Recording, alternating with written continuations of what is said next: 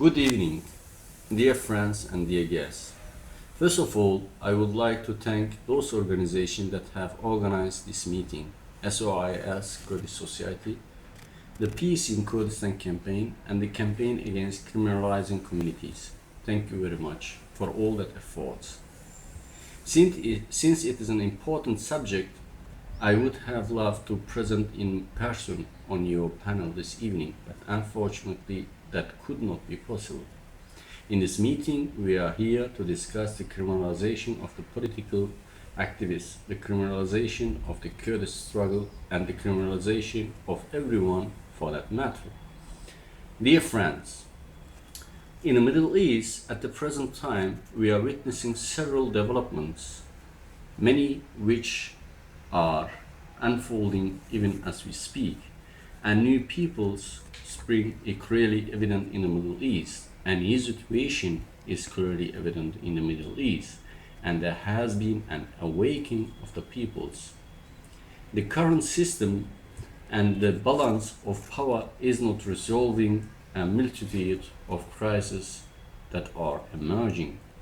In my paper published by the Berkov Foundation, I have tried to show that the Kurds stand for what the PKK is proposing as a solution to the current political impasse. The Kurdish question has now reached a new phase. It has reached the phase of a solution. The solution of that question will, of course, help the democratization of the whole Middle East too. That means that the project put forward by the Kurds is one that is based on unity, coexistence, freedom, and democracy. Until now, national governments and the current regimes have determined the project in a state-oriented and driven top-down manner.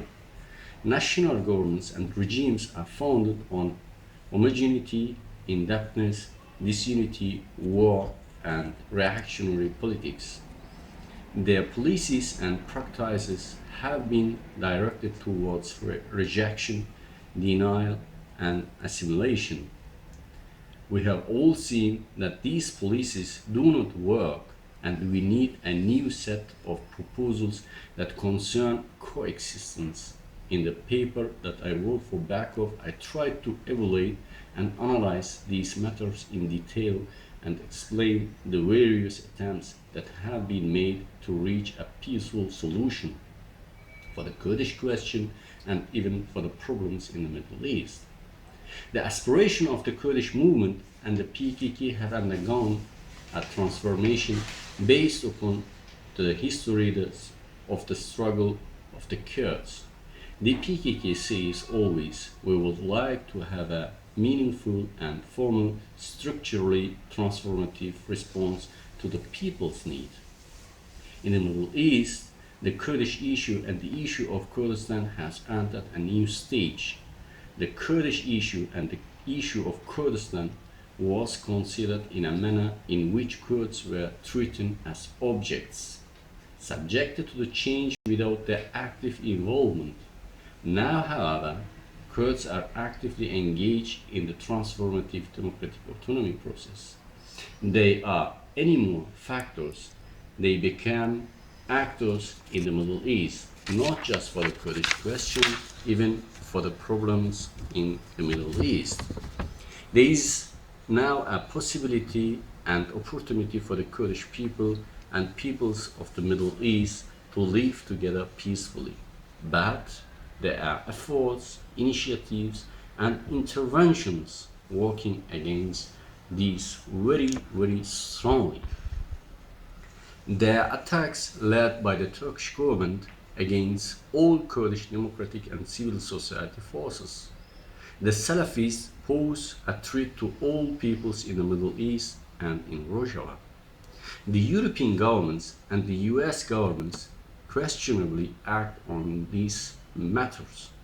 At the same time, there are many attacks by the European governments against those groups and peoples that are struggling for their legitimate democratic rights, even here in Europe.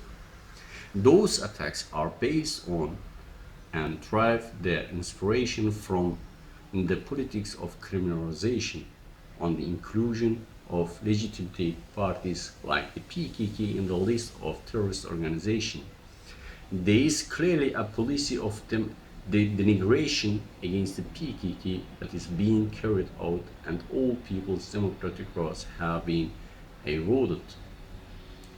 Dear friends, dear guests, those who criminalize us, those who criminalize the Kurds, those who put the Kurds on the terrorist list, those who put our names on the Europol or Interpol list, those who carry out those attacks and denigrate us are not just damaging those groups and peoples, but they are also treating everyone. They are treating all the citizens, even in each country in Europe.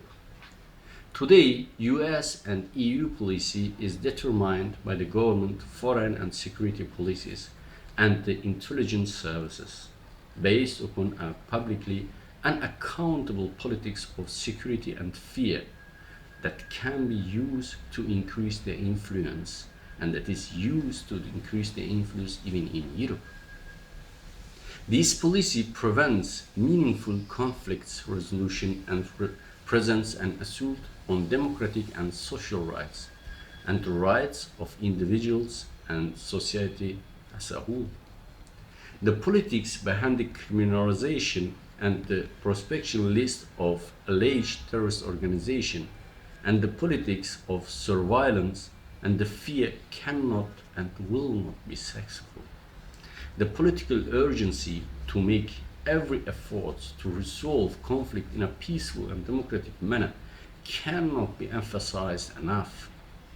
The biggest obstacle for peace regard to the Kurdish issue is the proscription regime.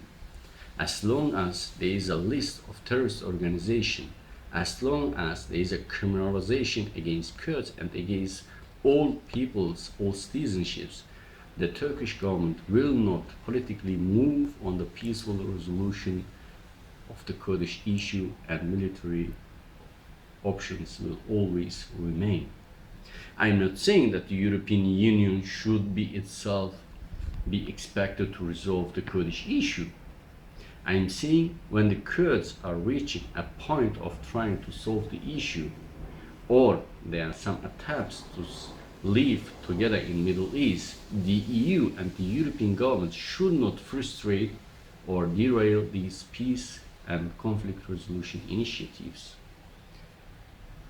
Dear friends, I know there are a lot of campaigns by civil societies, organizations, and solidarity groups to assist us in resolving the conflict politically and peacefully.